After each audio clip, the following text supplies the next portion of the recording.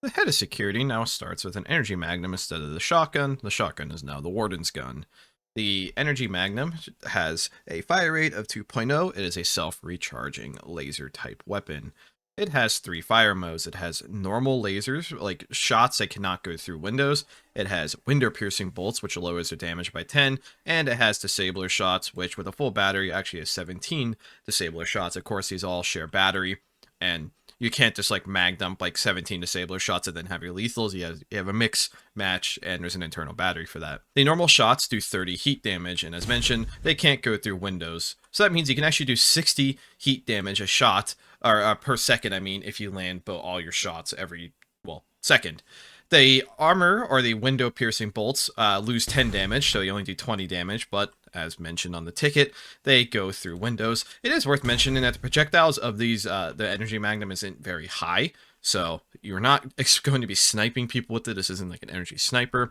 And then finally, the disabler, which just acts like a normal disabler, doesn't disable any faster than normal disabler. Technically, I think Wisdom disablers are 20 shots, I forget. So it's not even as good as a normal disabler, but it's an all-in-one, really good lethal option. 60 heat a second is really high, actually. You can 4-shot unarmored people with it. It's a good counter against people who only buy normal web vest. Incen rounds have had their damage numbers changed. They now do primarily piercing and some heat rather than just heat. And they still set you on fire, of course, so they are... You could argue in some cases this actually could be a buff. In some cases it's going to be a nerf. I think it was just so that you can't just... Instant rounds are the best ammo in the game by far, partially mainly because of them setting you on fire, but the heat damage type is less resisted overall than piercing. You can no longer print out Bulldog magazines. These were originally just able to be found in the Secfab. Now you must emag the fabricators to print out additional Bulldog magazines. Considering the Enforcer never used drum mags, it didn't really make much sense that they were in there in the first place. Explosive cords and detonator caps have been added.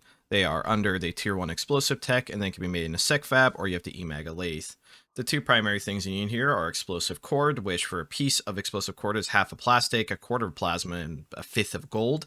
And then, of course, you need a detonator cap, and you will need a signal trigger as well, or some type of trigger. The detonator cap's actually only 1 steel, so this is really cheap to make, and it can be rather devastating. So the way it works is, in it like something like a detonator box, you will get a detonator cap, and then you need a trigger, so we'll just do a timer trigger. You put the timer trigger in the cap, and then you finish it off with a singular explosive cord. This explosive cord can be linked up like a wire. So if I do it in a straight line, you can then put the detonator cap on the wire by left clicking it to attach it, or you just simply press Z to prime it and then put it on the cord. This will explode the entire cord and the cap itself will explode. Standing on one piece of wire that's at the end will do a decent bit of damage to you. It's did about half my health. If you stand in between like wires, it will not like immediately crit you, so don't expect to like kill every person on the station with it. However, that is not the intended purpose of this. The intended purpose of this is actually for controlled detonations or potentially even breaching into rooms. What is unique about explosive cord?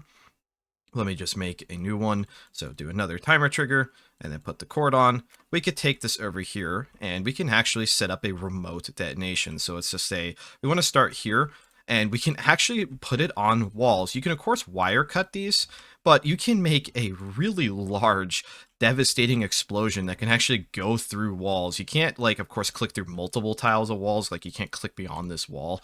But for example, now I can just sit here all the way back here, set it off, stand like 2 tiles away and just watch.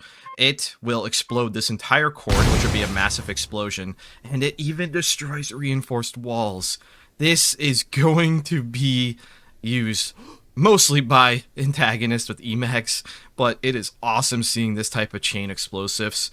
Especially after explosives have been like just nerfed and nerfed and nerfed. It's surprising to see explosives this strong be added all of a sudden, but I'm not complaining. I think it's really cool.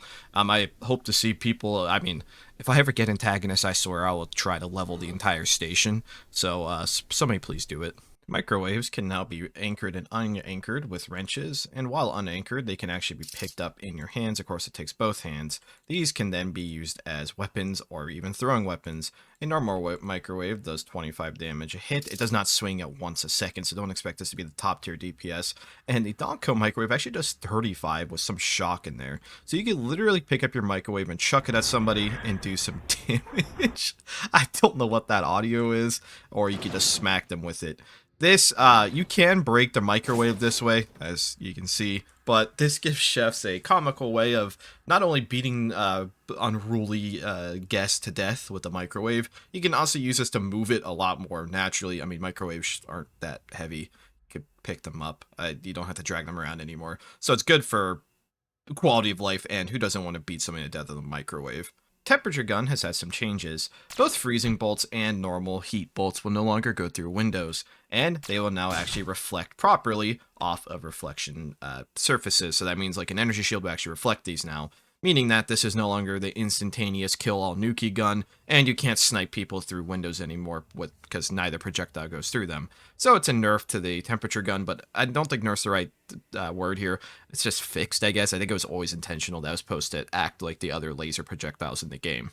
Biosuits in general have been changed to now fit gas tanks, which is nice, but in security biosuits have also been buffed to be able to fit weapons, which makes sense because they're security, and the cost of the security biosuits has actually gone up. I have not seen anyone actually wear these. The reason why you'd wear these, of course, if you've forgotten, is that they reduce your infection chance significantly wearing the full suit, and speaking of infection chance, the zombie virus infection has actually been nerfed. It now does less damage overall, and you have more time, grace period for getting hurt from the infection, and more time in general before you actually become infected from fully healthy. So the zombie virus has been nerfed. There are now electronic circuit totes, and this is great for quality of life.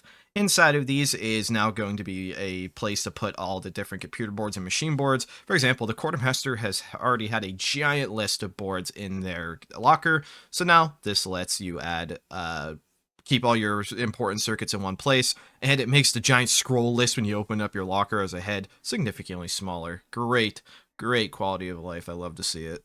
Holo Carp can now properly be shot by more energy-based weapons, such as energy shotgun, temperature gun, and disablers. So these things are not the most common enemy in the game, but when you are playing science and you are trying to call security over, and they have one of these laser weapons and don't realize that for some reason those laser weapons are forgotten to be able to hurt hollow enemies, they now work now and can slay fish with great efficiency. Nocturine has received some tweaks, and I have been informed that the forced sleep for 6 seconds after accumulation after a 5-second delay is something that's being actively changed. Apparently this was made it into live, but there's more testing being done on Vulture.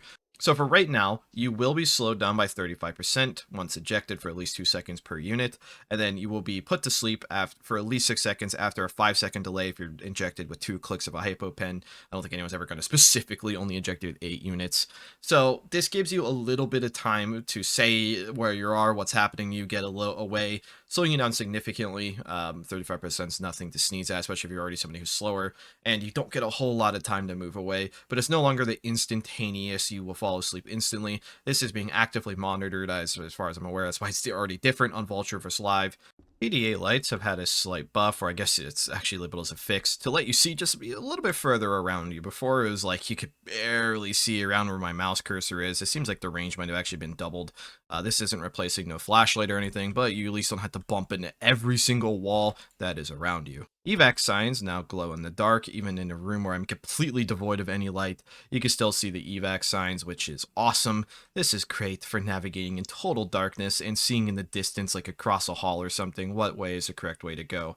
Closets, lockers, and secure lockers have had their health changed. I will say that I couldn't figure out what exactly they were talking about. For example, things called closets and lockers, like Atmos Tech's lockers, both have 50 health. I checked a bunch of different lockers, and I couldn't find any lockers that had 75 health. But things that, like, more secure things, like gun safes, for example, and the captain's locker now have 150 health, which is a lot more durable in general. They also now have an audio effect when they are broken, so people can hear you hitting it, but they probably would have heard it. You hit it or explode it either way. So either way, normal unsecure lockers are a little squishier to break, and the secure lockers are tankier. Buckets are no longer invincible. It can actually be broken directly. This was also a 250 unit full bucket of water, and puddles will now only start spilling over when they reach 50 units, so 250 units of water actually only made a 5 tile spill. Before they spilled over at 20 units, meaning that you would flood a really large room with a small amount of liquids. This is also, again, a direct nerf to things like lube, which has been nerfed several times over, but either way, this will make like gunfights and stuff not make literal swimming pools of blood because there'll be more blood per tile. This will actually make the janitor's life easier in general because you will have less overall messes to clean, but I guess it's not going to help you save water because it's still going to be the same amount of reagents total, but less tiles to click on, I guess, so that's nice. You can now print utility knives for 1 steel at an auto lathe. They must be extended by picking up and pressing Z on them, so it's really, again, just kind of like a box cutter utility knife. Don't expect to be doing a lot of damage with this. It's really not an impressive weapon. It's just for cutting open objects without having the hazard like a glass shard that's still safe. So it's a more thematically nice way for people at cargo techs to cut things open. The utility knife is also perfect for cutting open plushies, because now you can stuff nuclear authentication disks inside those plushies and then seal them back up with the knife. Now it is truly safe inside the plushie. Random instruments can now be ordered out cargo. It is a box of 7 truly random instruments, and you can get duplicates as seen here. Skeletons are now literal instruments. You can right-click them and play music on them, so live out your living xylophone / unliving xylophone dreams.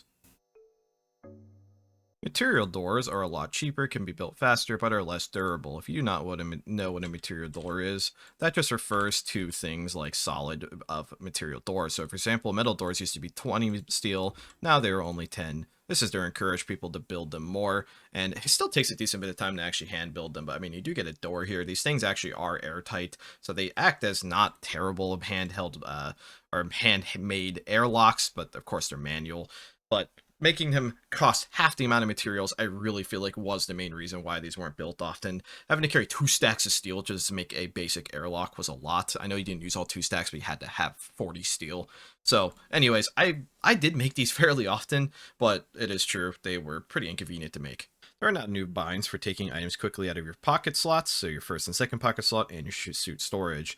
So by default, Shift F will pull out from your first pocket, Shift U pull out from your second pocket, and Shift H will actually pull out, like if it's a gun in your back, will pull out the magazine. So not necessarily the most useful thing ever for guns necessarily, but it can be useful if you're like just trying to take your oxygen tank off quickly. This is a lot more binds to learn, 3 more binds, but it's not too bad, especially since the default orientation is already in order of how it is on your screen. So I think people get used to it, and it's just, I mean, more binds for more quality of life is good. Chaplains now have access to 3 more Bibles they can select in their loadout. We have the Mirth of the Honk Mother, the Tablet of Ratvar, and the Tome of Narsi. They're just more lore accurate, I guess, and lore friendly Bibles. Can cater characters around these Bibles, and I'm sure people will. Bartenders with a lot of playtime can now get access to the Golden Shaker in their loadouts, so just a little bit of a prestige item, and there's already other prestige items in the game, so now bartenders have another one, or just one. I forget if they already have one. Whatever. Golden Shaker. And that is the last change I will be directly covering. There are other good changes in this update, of course. I don't always cover everything because that is a lot to cover if I cover every single little patch. For example, there's things like being able to attach paper labels to wrap parcels for those who actually use that. You can put folders and clipboards in your Trinkets Loadout tab. There are new Vox markings. There's beaks overlays, more chest markings, so great for the Vox players. If you set a Vox on fire for too long, they will literally turn into fried chicken. I probably honestly should have showed that one, but instead of ashing, they turn into fried chicken. It doesn't change gameplay, it's just funny. And I guess you can figure that out of Vox ash, so detectives will find a way to make that one work. Syndicate Cyborg Martyr modules will now can actually be used multiple times, meaning that when the cyborg who uses it actually dies, so it's probably going to be rare that you can actually end up using it multiple times, but it no longer deletes itself, so if you're near the scene of the crime after telling a board to martyr itself, you can reuse it. Anyways, wanting to thank all of our maintainers and contributors for all their hard work. Of course, always expect more stuff in the next 2 weeks. Thank you for watching.